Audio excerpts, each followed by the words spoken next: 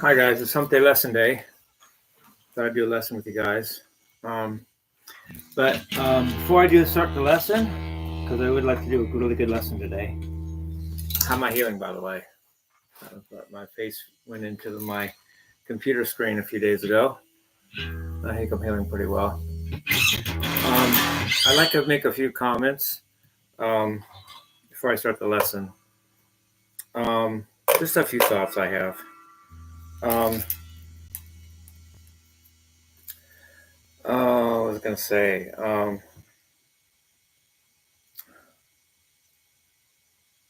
first of all, about the shirtless guy thing. There's a lot of shirtless guys that took up my name after I called myself Shirtless Guy. There's a lot of shirtless guys, but none of them really play guitar that I know of. Name one, I'll be impressed. Yet a lot of guitar players play guitar, but they're not shirtless guys. So I'm the shirtless guy that plays guitar. So maybe that's a distinguishing point I want to make. Secondly, there's one thing worse than being hated, and that's being hateable. At the end of the day, do I feel like I'm hateable or do I feel like I'm lovable? At the end of the day, I don't feel like I'm hateable. I think it's all, my hate is a misconstruction that I don't believe in. I don't buy it. And I therefore don't really take it that seriously. It's reputation, but it's not essence. It's something that can taint what people think of me, but it doesn't change me. I'm good at the end of the day. I'm good with myself. I'm happy with myself. I'm happy being Shirtless Guy. I wouldn't want to be anyone else or anything else. Except maybe live forever. I'm just being honest. But I don't want to be anybody else. I don't want to be you hater, or her hater, she hater. I don't want to be any of you guys. I'm happy being me. And if you guys want to tarnish my name or whatever, go ahead, do your thing. If that's you, it doesn't make it true. It just makes it image. Reputation, image. What people think of something does not mean that is that thing's essence. And lastly, third thing before I do the lesson is, do you know that they would have accused Jesus of being a pedo?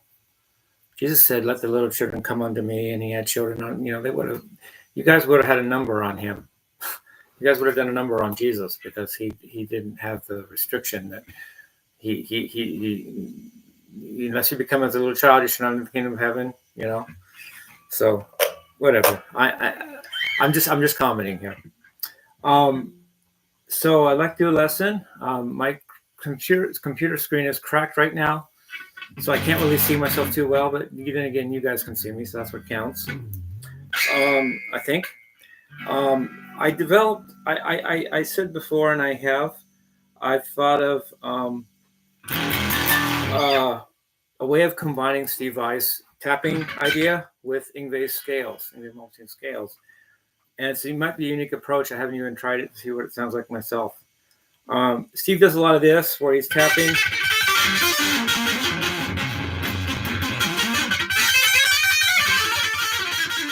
But it's usually major scales. It's usually unaltered 7-note scales that he's working with. Usually Dorian mode.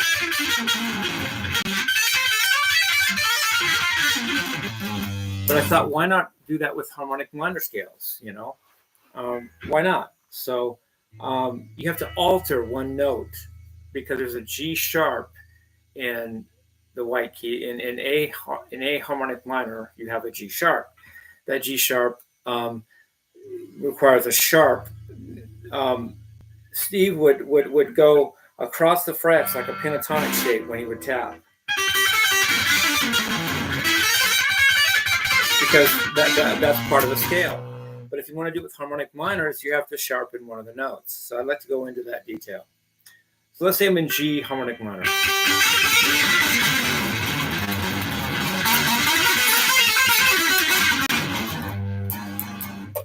Now, if I'm going to tap the 15th fret on that, I can't just do a minor pentatonic because there's no minor pentatonic scale in an A harmonic minor scale. There just isn't.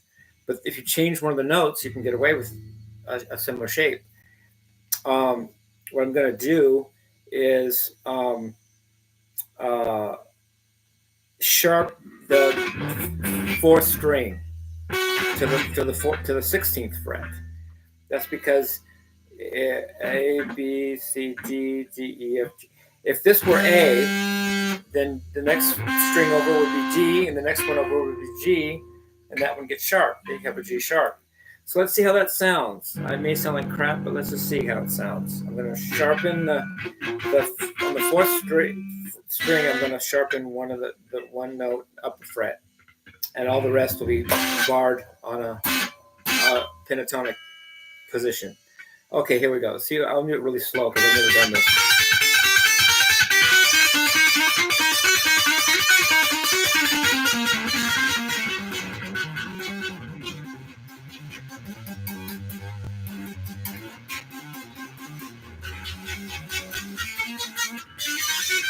That's not too bad to me.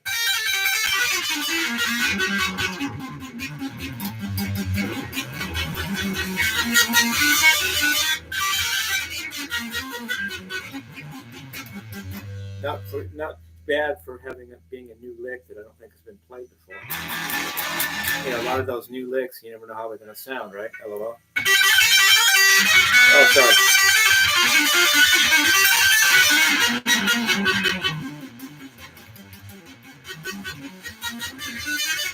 It's harder to do because you have to make sure you go up that fret.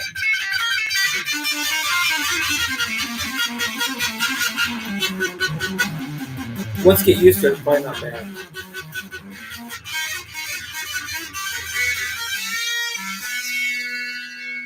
And then that would be G harmonic minor.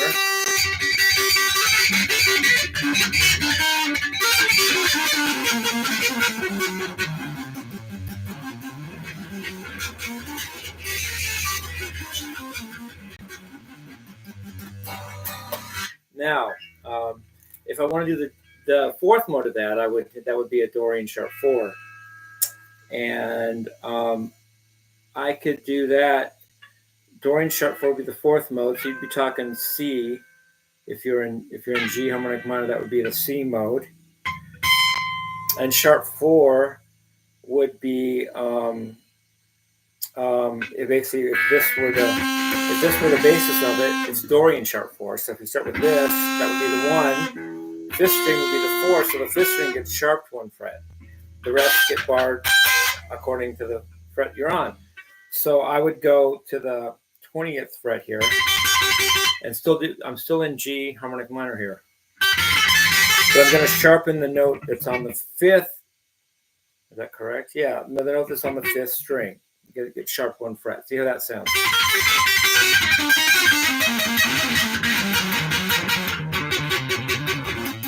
Not bad. Kind of sounds exotic. I kind of like it.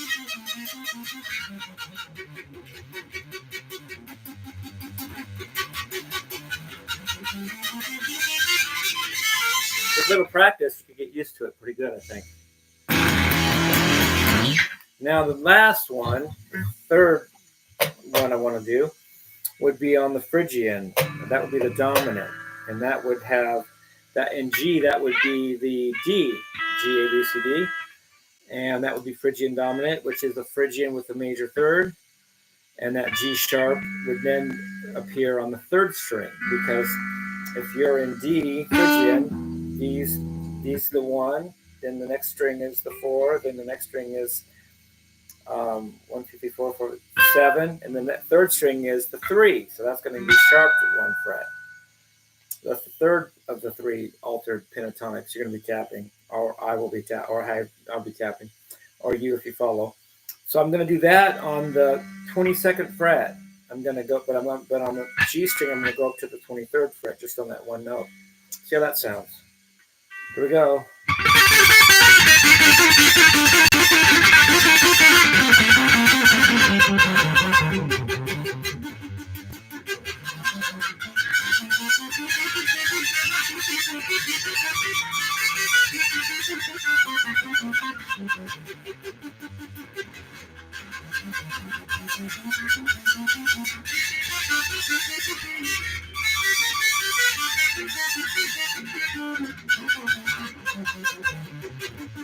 I like it. It's pretty cool.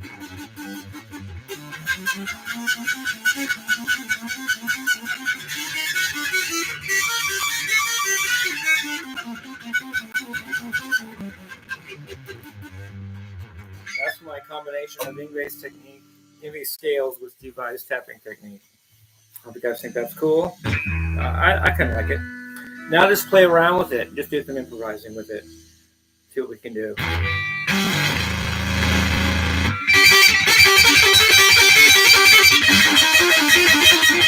that's not correct. Duh.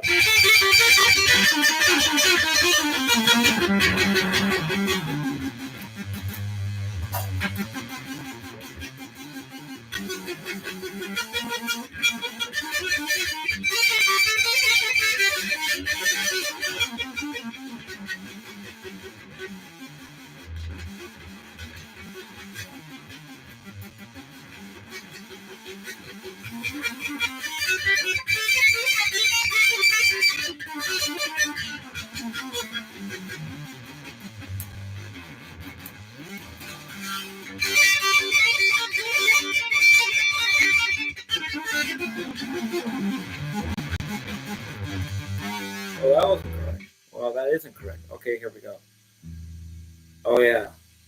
G, A, B, C. Oh, yeah, here we go.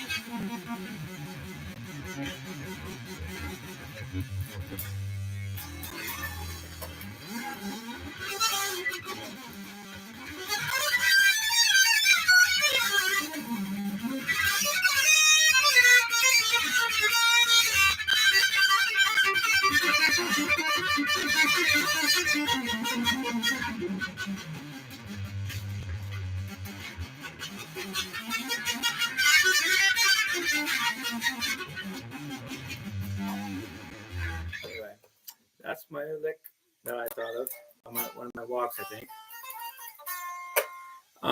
Yeah, I didn't mean to jump abruptly, as I did in my channel, from the blues minor idea to this classical thing. But first of all, you never know where inspiration leads a person, and also it was still direct. It was still movement. Like I inverted the blues, but my inventions didn't stop there. I realized that I understand the augmented second, and that had to get me into classical music. It was just necessary as part of the process. I didn't mean to jar everybody from going from playing my minor blues to playing Ingve, but it's all music. At the end of the day, it's still progress. I'm still progressing. I'm just that augmented second in the harmonic minor scale. I finally got my head around it, and it had to express itself as some kind of musical thing. So I did a bunch of Ingve stuff. Yeah, that's very important in the harmonic minor scale, that augmented second. To be argued, if you have that, you have the whole scale.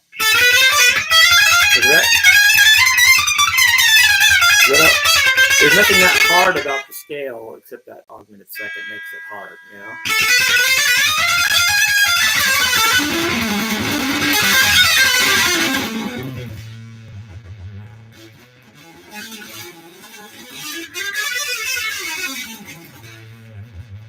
It's hard. The augmented second. It's hard on the ear. It's hard on the fingers. And once you get your head around that and your hands around it, you can play harmonic minor stuff, which led me to doing Ingve.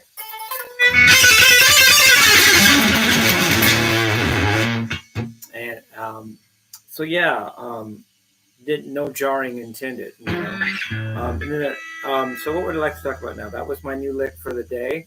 I mean, I may not have a new lick for a while, so it may be a little lick for longer than a day. But I think I like that. I like that idea. You go. If you guys want me to, did you guys get all that? You say, on the 15th fret here, then 15th fret, 15th fret, then 16th fret, 15th fret, 15th fret.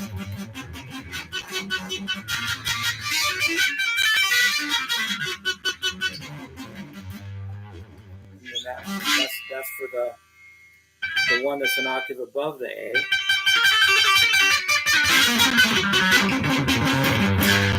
And for the fourth position, you raise the 5th string.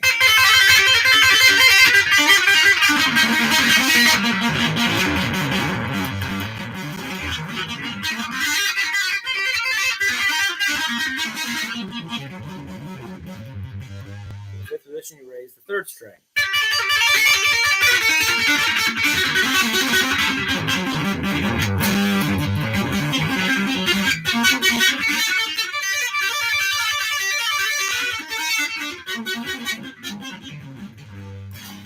Just altering the pentatonic because you can get a pentatonic just from going straight across the strings. But if you're going to alter a pentatonic, like in the harmonic minor situation, you have to change one of the notes of the pentatonic, so it's not just barring across.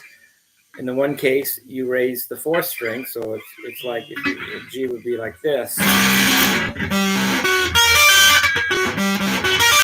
doesn't sound very pentatonic at all, but you're raising one of the notes of it.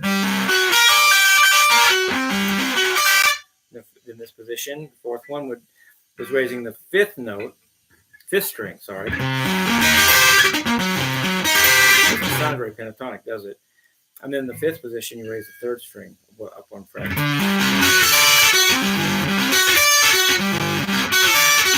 So it's kind of weird. I don't know. It's not as easy as Steve's one because you just go straight across on Steve's. But yet Ingves has that sharp, that sharp 7th in an harmonic, in an Aeolian situation, and that changes the pattern you have to do. So I just thought I'd throw that in there for you guys. So what else would I like to discuss in this lesson? Let's see.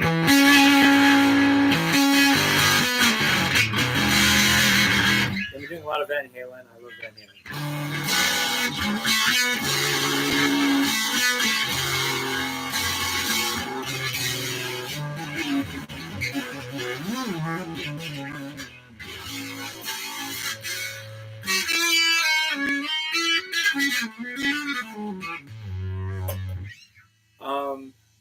I don't know. Let's see what I want to discuss here. Maybe I'll discuss this. I know something I can discuss. I like to discuss the unused scales that seem to be very unused in music. You have the major scale is used by everybody.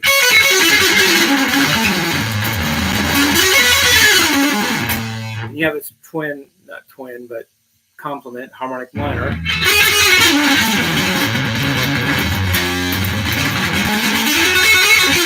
Or if you play it on the same root.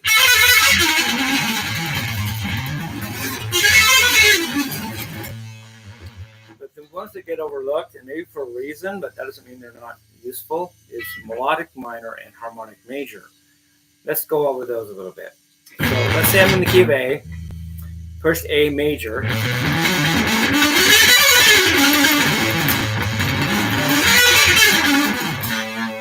Just 1, 2, 3, 4, 5, 6, 7. Next harmonic minor is 1, 2, flat 3, 4, 5, flat 6, major 7. Root. Now melodic minor has a major 6 with the major 7th, and the only note that's different than a major scale is the 3rd, which is flatted. So it's a major scale with a flatted 3rd. There's one way of looking at it. Oh, I goofed there. Okay. Let's see if I can do this.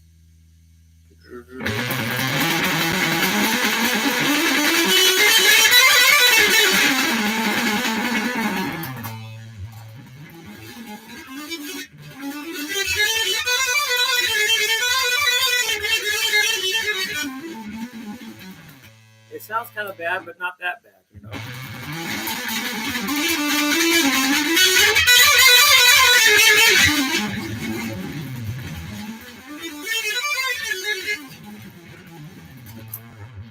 Different keys, different key.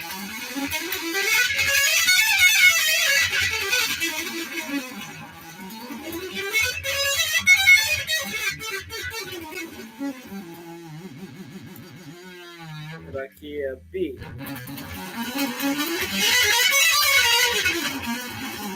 It didn't sound too bad. 1, 2, minor third, 4, 5, major 6, major 7, root.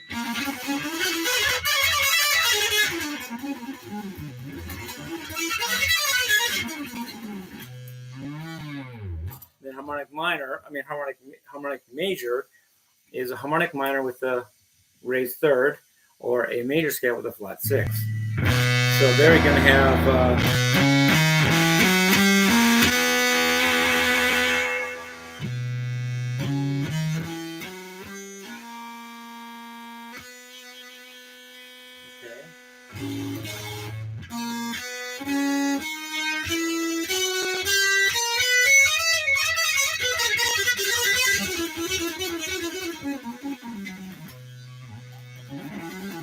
kind of weird sounding.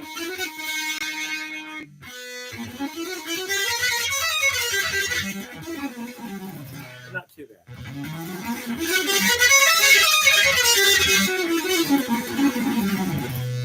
One, 2, 3, 4, 5, 5, 6, 7, 1.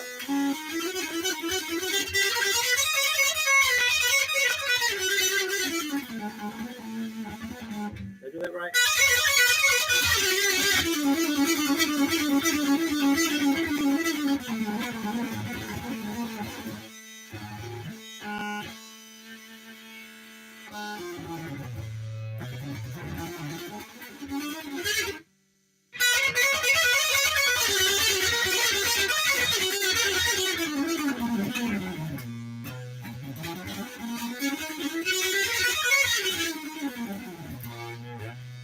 One, 2, 3, 4, 5, flat 6, 7. 1, 2, 3, 4, 5.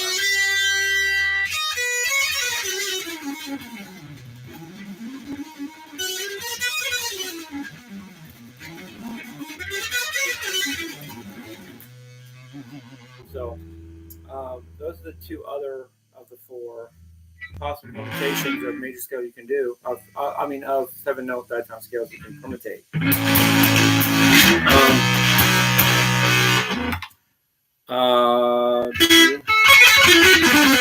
Wait.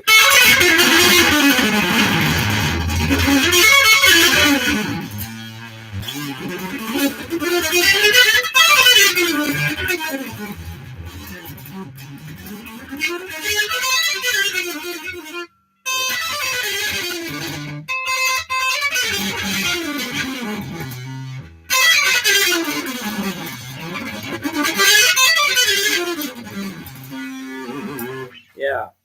So another way of looking at these 4 permutations is by the harmonies involved. Let's do that, and maybe then that'll be the end of the lesson. So there's 3. It takes 3 triads to make a diatonic scale if they're in consecutive across the circle of fifths. So for major scale, let's say I'm in B major. I have B major triad, E major triad, F sharp major triad. So 1, 4, 5, all majors. For harmonic minor, you always keep for classical these main scales. You always have a major dominant chord. So the F sharp in the key of B is always going to be major. If the B is major and the E is major, then the F sharp is also major, and you have a B major scale.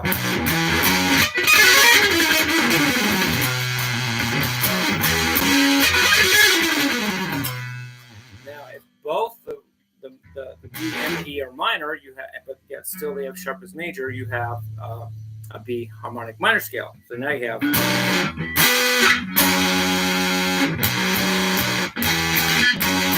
sounds pretty pleasant.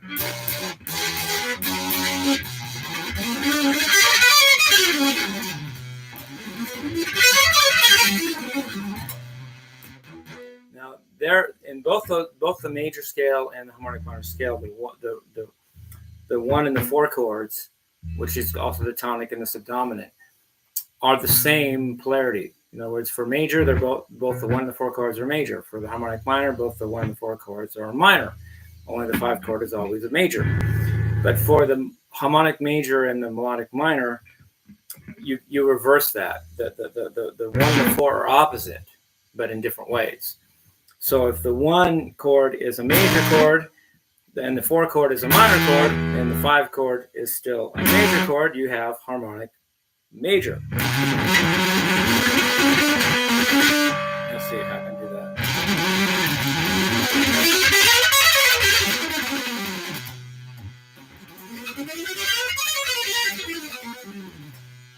Kind of weird sounding, but the tonic is, the 1 chord is major, the 4 chord is minor, 5 chord is major.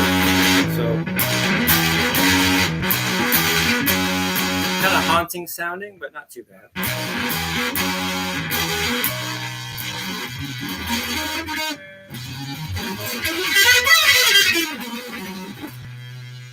And then again, for the melodic minor, also the 1 chord and the 4 chord are reversed.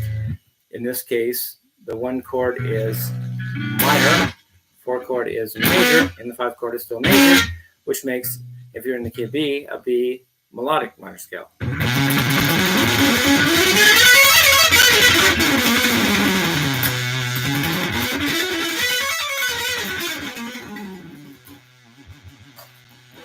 There, 1 chord is minor, 4 chord is major, 5 chord is major, and that gives you, if you're in the key of B, a B melodic minor scale.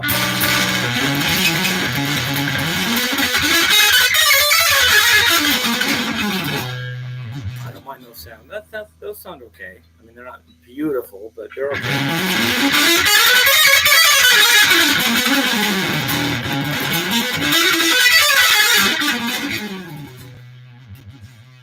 kind of like that, actually. Minor, major, major. Tonic chord is minor, subdominant is major, dominant is major. Only difference between that and a major scale is that you have a tonic chord that's minor, which means the third is minor, so therefore a melodic minor scale is a major scale with a flat third. So anyway, I can't see anything that's going on my screen, really. I know I'm filming, but I can't see anything. There's lines all through my screen. My face went into my computer the other night. Anyway, I want to advertise once again the Raderator. This is the pedal I use for distortion. Let me unplug it here for a second. This is my Raderator. Raderator made these. I'm getting my new version soon, assuming he comes. I don't know. I'm no prophet, but he says he's coming. But whatever. Who knows? Who knows anything? But this is the version I have now. It's got a button here. This controls the compression. If it's to the right, the compression is on. If it's to the left, the compression is off. This is the treble. This is the distortion. This is the volume. No, wait. Sorry. This is the distortion. This is the tone, supposedly. This is the volume. Oh, yeah. That means the tone needs to go up if you want. This is, oh, I get it. This is the treble tone. This is the treble tone in the middle here. So assuming this is labeled correctly, which I think it is. This is the treble knob in the middle. The right is the volume, the left is the distortion, the middle is the treble. The bottom is the bass. No, this one is the bass, and this one is the mid-range.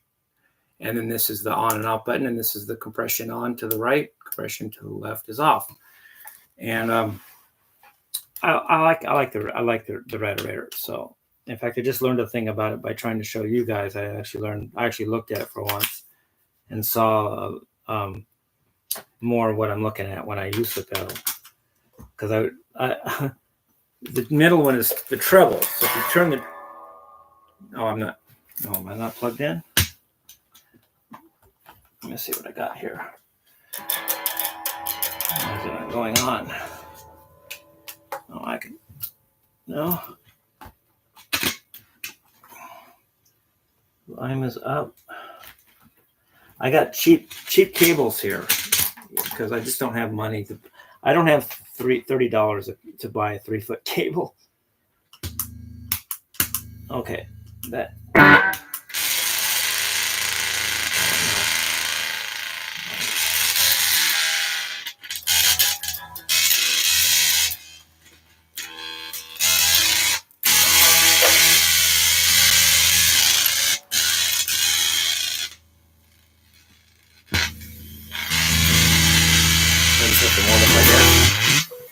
So this is the treble. That's up.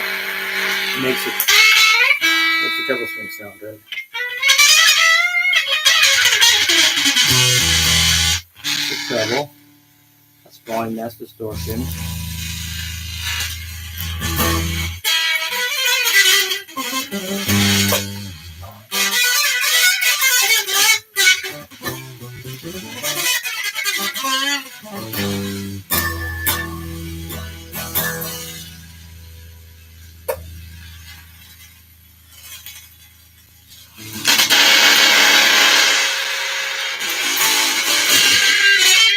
Anyway, hope you guys enjoyed the lesson. Love you guys. Peace, love, and rock and roll.